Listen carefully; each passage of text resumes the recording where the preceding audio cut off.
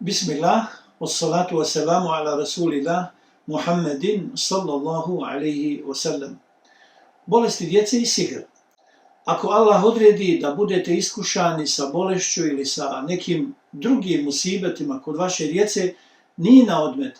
Čak iz iskustva preporučujem da se majka djeteta uzme pod lupu, ne zato što je majka djeteta loša, a otac dobar, već zato što majka po prirodi svoga majčinstva više voli djecu nego oca djece, jer je mati puno emotivnija, osjetljivija, drugačije štrikana, ima periodu i tako dalje, što kod nje ostavlja više ranjivih tačaka koje sihirbazi i džini prepoznaju i zlokoriste.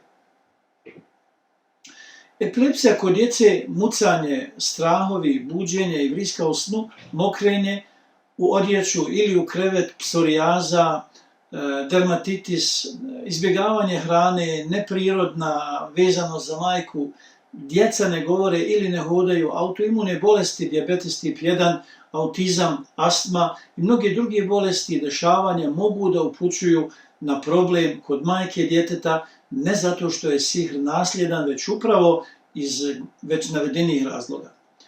Preporučujem da se paralelno sa dijagnozom i terapijom dječjega ljekara uči rukja majci djeteta ili majci i ocu, pa čak i samome djetetu starijem od 10 godina, uz poseban obzir da se dijete ne prepadne ako bi mati ili oba roditelji pokazali reakcije na učenje rukje. U tom slučaju se redovno majci uči rukja i određuje terapija zikra, masiranje i pijenje naučenog ulja, meda, zemzema i vode, a dijete ne pije ulje, već se samo masira naučenim uljem ujutro i pred spavanje po cijelome tijelu, uključujući i tjemenjačicu ili u svaki ezan koji ima vremena. Kao i zaštitni zikr pred spavanje te pljuckanje u ruke i potiranje sebe i djeteta po cijelome tijelu.